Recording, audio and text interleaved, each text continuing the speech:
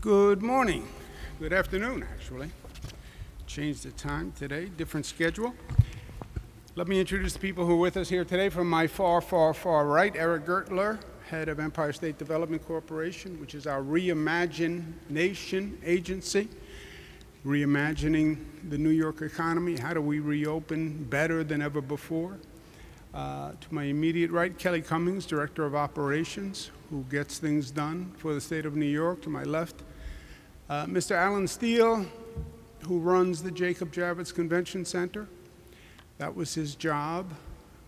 It morphed over time to running a COVID site, the largest in the United States of America. You don't expect that to happen when you sign up for a position to run a convention center, but that's what we needed the convention center to do, and that's what Alan and his team did, brilliantly, I might add. Let's talk about where we are today, because it's exciting. We are physically in the Javits Convention Center, which was a great vision by the state of New York. It was one of the projects that was done to bring the economy back as an economic magnet for New York State. It did that very well for a long time. But convention centers, like everything else, evolve, they grow, and we therefore had to reimagine the Javits Center. But Javits morphed, and Javits, in many ways, became ground zero for COVID. My, frankly, most frightening memories about COVID all happened right here at the Javits Center, when we found out that we had been ambushed by COVID and that it had been coming here, landing on planes at our airports from Europe, and had been coming for months before we ever knew. When we found out, it was too late. We're at 48% positivity, highest in the country. Some say highest on the globe at that time. And Javits became the largest field hospital in the country. Nobody saw it at that time, but it was frightening to be here. 2,500 cots, little sleeping attendant areas, National Guard here, federal military here, jeeps, all sorts of military equipment. It looked like the scene from a movie on post-apocalyptic America. But it was set up to be the largest field hospital in the country. Now it's the highest throughput vaccination center in the country. So it has seen both ends of the spectrum. And talk about a 180-degree development. New York State had the highest positivity in the nation. Today, New York State has the lowest positivity of any state in the United States of America. Let's give New Yorkers a round of applause.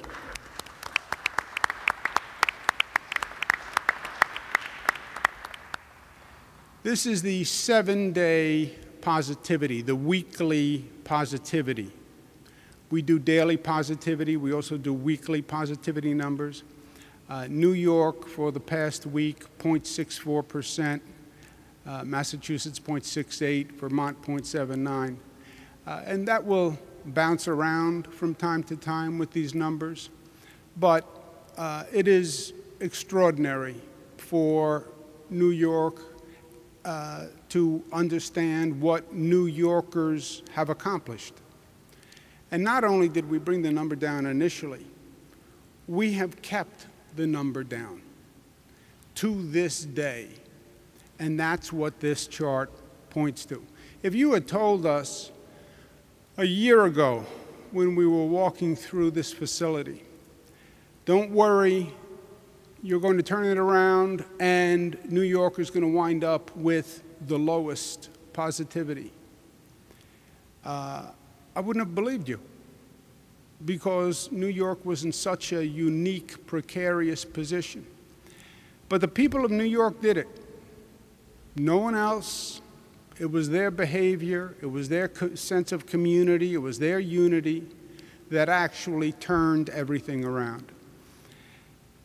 Today, 0.61, the ICU rate is down, the intubation rate is down. Is COVID over? No. 11 people still died from COVID, and they're in our thoughts and prayers. Again, the number varies from community to community because it depends on that community's behavior. Are they getting vaccines? Are they social distancing? Finger Lakes is the highest in the state at 1.4. You go down to 0.56, 0.50, but you see the variance across the state. In New York City, you see the variance, Staten Island at 0.7, Manhattan 0.35. It's always been extraordinary how low Manhattan is. Manhattan has been the lowest positivity in the city for many weeks, and it's hard to explain why. Manhattan probably is the highest density, but it's something that we're studying for the future. You see the 0.64 is 58 straight days of decline. Vaccinations, we're at 19 million, 65% at least one dose. That's very good news. And we have a very high percentage of people who come back for the second dose. The conversion rate from first dose to second dose is about 97, 98%. So that's good news. 57% fully vaccinated. So we're making incredible progress. We have a lot to be proud of, but we have more to do. Priority remains get shots in arms. Focus for us now, 12 to 17-year-olds, at 9% of the population. Why are they so low? Because first, they weren't eligible for the vaccine until fairly recently. All our messaging has been young people don't need to worry about it. It's the older people who should be really concerned. But that's changed. The federal government now made the vaccine eligible for 12 to 17-year-olds, and we're working very hard to get them interested in taking the vaccine. It's smart, it's right, there's very little risk. So we're focusing on that population. One of the things we did, because the vaccination rate overall is dropping, so we have incentives for people to get vaccinated. And we offered a great incentive for people who are between 12 to 17. Come and get a vaccination, which you should do anyway, and you will be eligible for a raffle. The winners get a full 4-year scholarship to a state college or university. Full 4-year scholarship. 10 winners per week, and it runs through July 7th.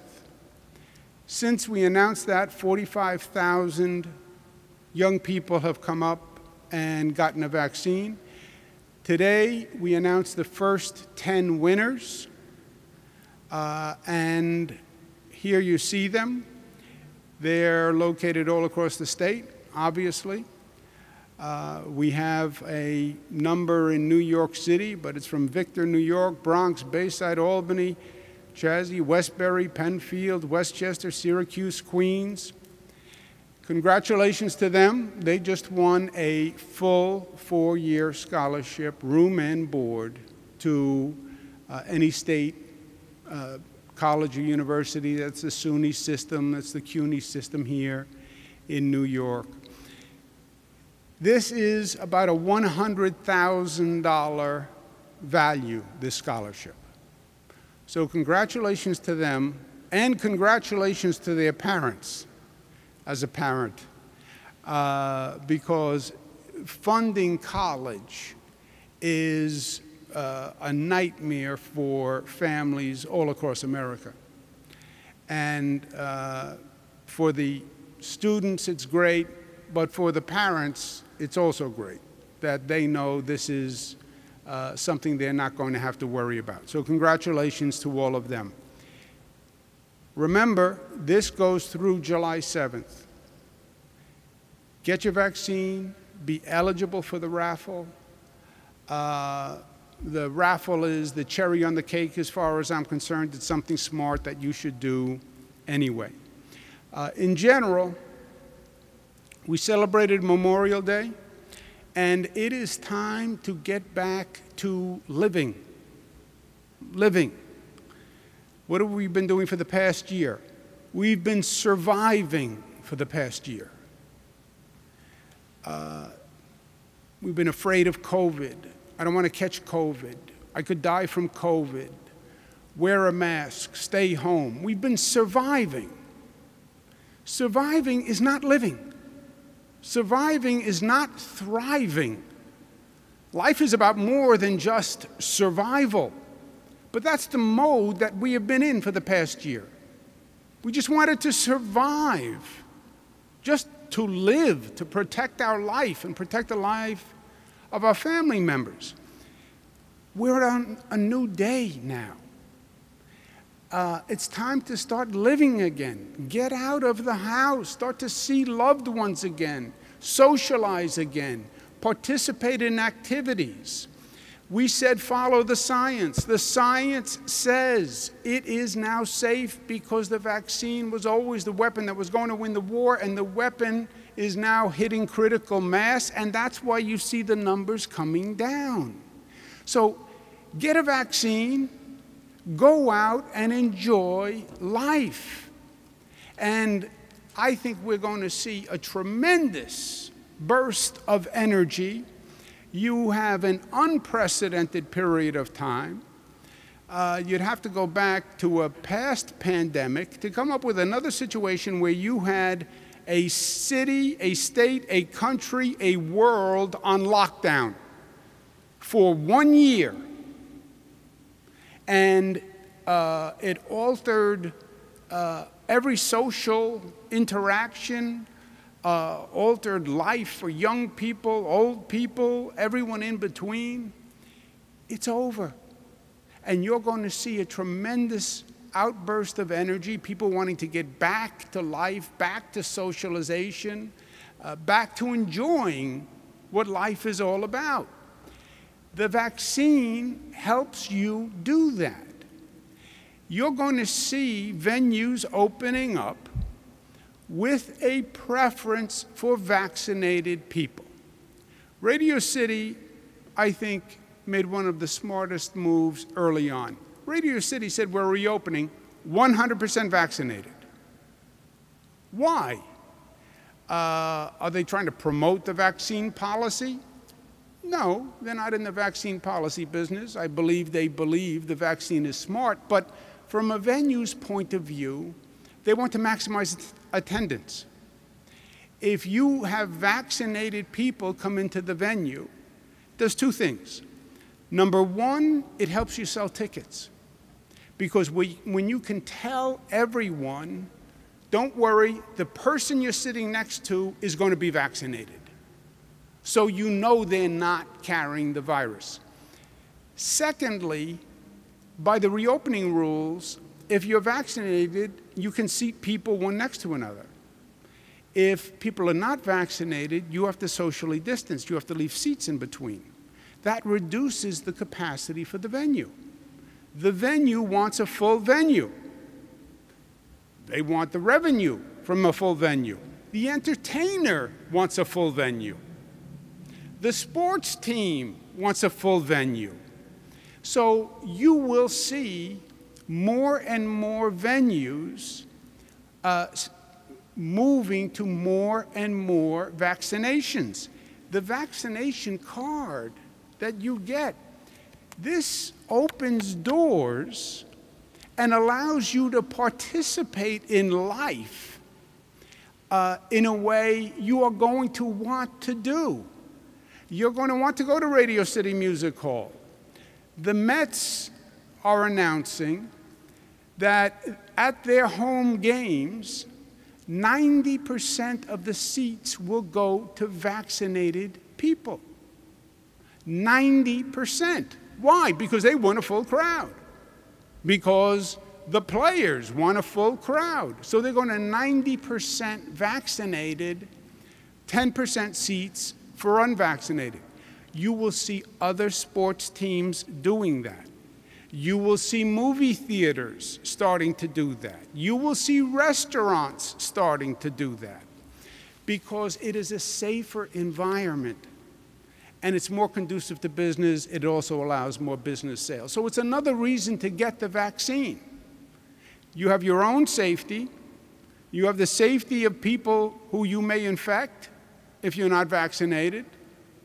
The safety of your family. You then have the incentives now to get a vaccine.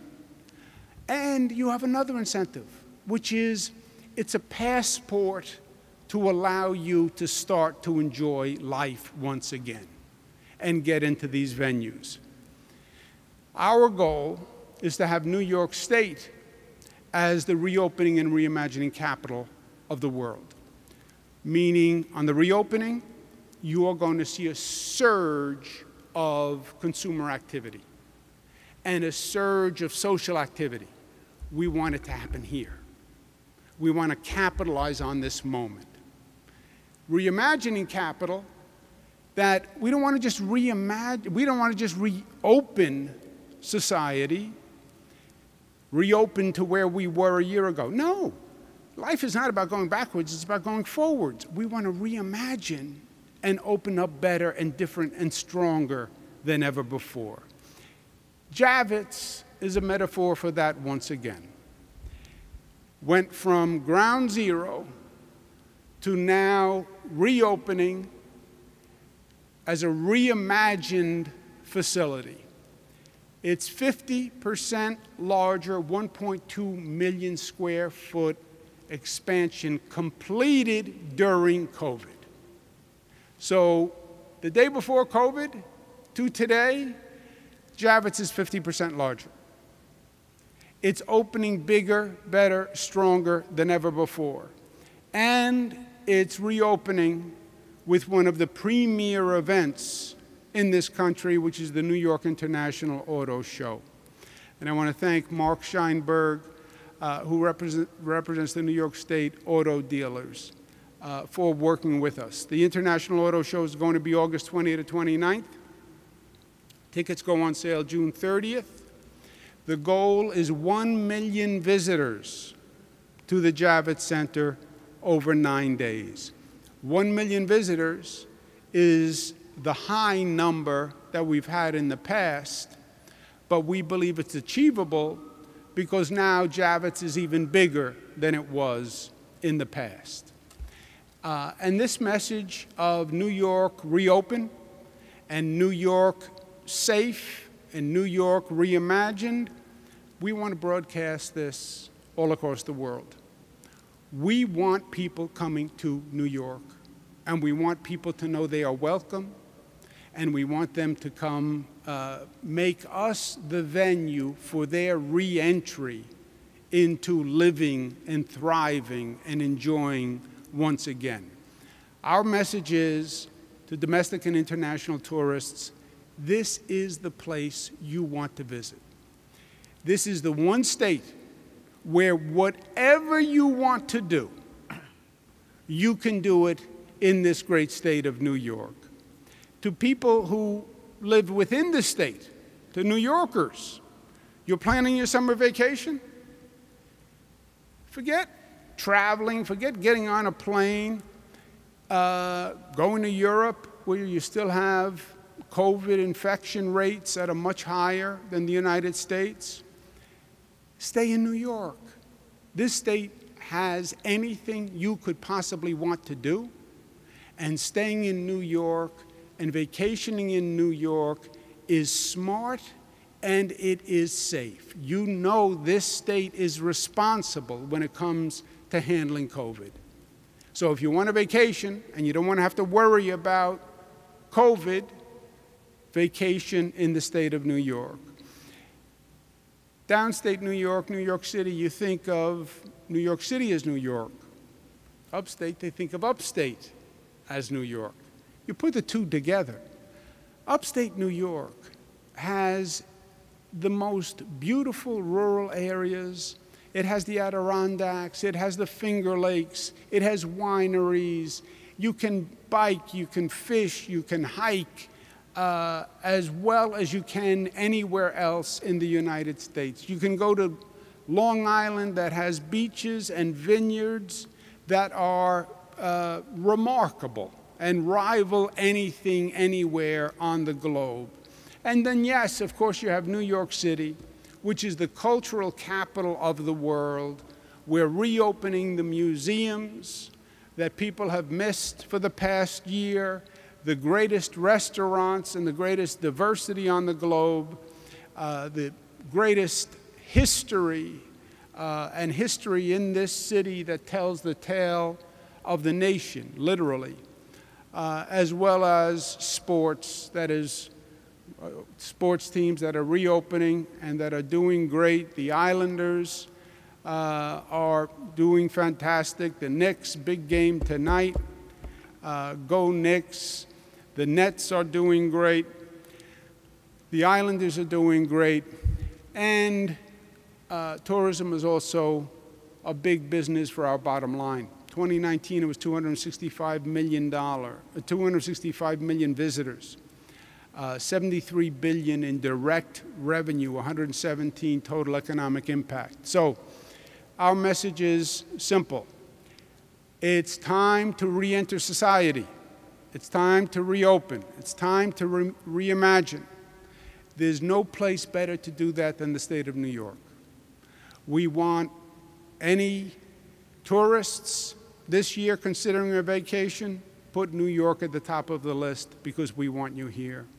To New Yorkers who are considering a vacation, there is no reason to go anywhere else. You have it right in your own backyard. We are going to advertise this message with our I Love New York campaign. We're starting an international ad campaign for tourism. New York is back, and New York is the best, and we want people to be part of it.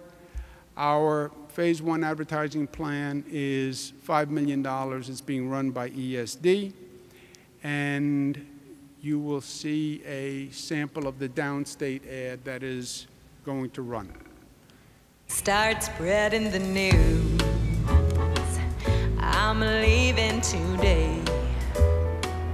I wanna be a part of it. New York, New York. It's up to you. New York, New York,